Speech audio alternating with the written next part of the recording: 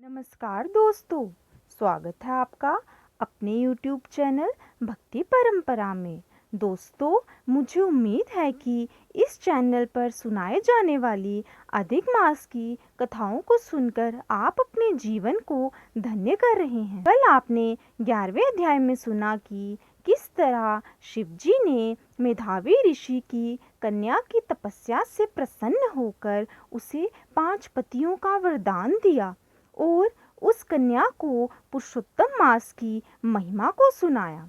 तो दोस्तों, आज हम जानेंगे अधिक मास के 12वें अध्याय की कथा। कथा कुछ इस प्रकार। शंकर के चले जाने पर वह बाला कांतिहीन श्वास लेती हुई भयभीत होकर आंखों में आंसू लाकर रोने लगी। इसी प्रकार दुख से बहुत सा काल व्यतीत हो गया। फिर वह तपस्विनी भी बलवान काल के वश हो गई। उसी समय बड़े धर्मात्मा राजा द्रुपद ने उत्तम यज्ञ किया। उस यज्ञ कुंड में से एक कन्या उत्पन्न हुई। वही मेधावी ऋषि की कन्या दूसरे जन्म में राजा द्रुपद की पुत्री द्रौपदी नाम से संसार में विख्यात हुई। सो ये राजा द्रुपद के स्वयंवर में मछली की आंख बीधने पर अर्जुन को मिली। हे नारद, पुरुषोत्तम का अनादर करने से दुष्ट दुशासन ने इसके बालों को पकड़कर खींचा, परंतु उस समय वह बारंबार मेरे नामों को याद करने लगी। श्री कृष्ण कहने लगे कि यदि द्रौपदी को मैं भूल ही गया था तो भी मेरे को स्मरण आई और हे राजन, मैं तत्काल ही गरुड़ पर चढ़कर आया और अनेक प्रकार से खींचे हुए चीर को इतना बढ़ाया कि दुशासन उसको खींचता हुआ अचेत होकर गिर गया। सदैव मेरे से स्नेह करने वाली और पतिव्रता को पुरुषोत्तम मास के अनादर से मैंने भी उसको त्याग दिया।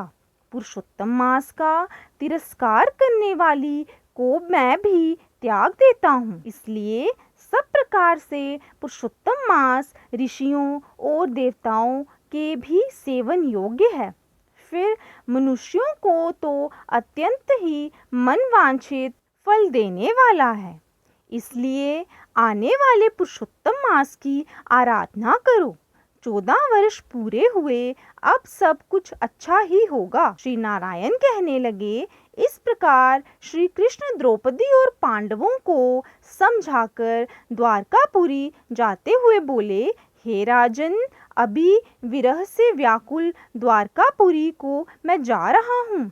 ऐसा कहने पर भगवान प्रेम में मगन हो पांडु पुत्र को धीरे धीरे लौटाकर द्वारकापुरी को चले गए।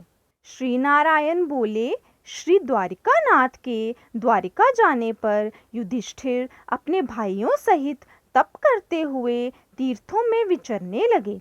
हे नारद, श्री भगवान के प्रिय पुरुषोत्तम मास को मन में धारण कर और श्री कृष्ण का वचन स्मरण कर अपने भाइयों और द्रौपदी से बोले, अहो, आप सबने पुरुषोत्तम का महात्म्य सुना है। पुरुषोत्तम को बिना पूजे कोई कैसे सुखी रह सकता है। इस लोक में वही पूज्य, वही धन्य और वही श्रेष्ठ है जो अनेक प्रकार से भगवान पुरुषोत्तम की पूजा करता है।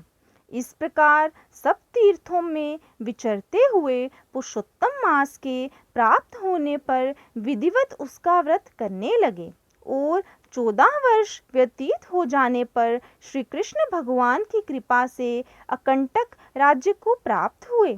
इसी प्रकार सूर्यवंशी राजा दृढ़धनवा भी पुरुषोत्तम के सेवन से पुत्र और पौत्रों तथा अनेक प्रकार के सुखों को भोग कर योगियों को भी अति दुर्लभ भगवान के लोक को गए। इसी के साथ 12वें अध्याय की कथा समाप्त होती है। दोस्तों, अगर आपको ये कथा अच्छी लगी हो तो वीडियो को ज़रूर लाइक करें, शेयर करें, कमेंट करें और चैनल को सब्सक्राइब करें।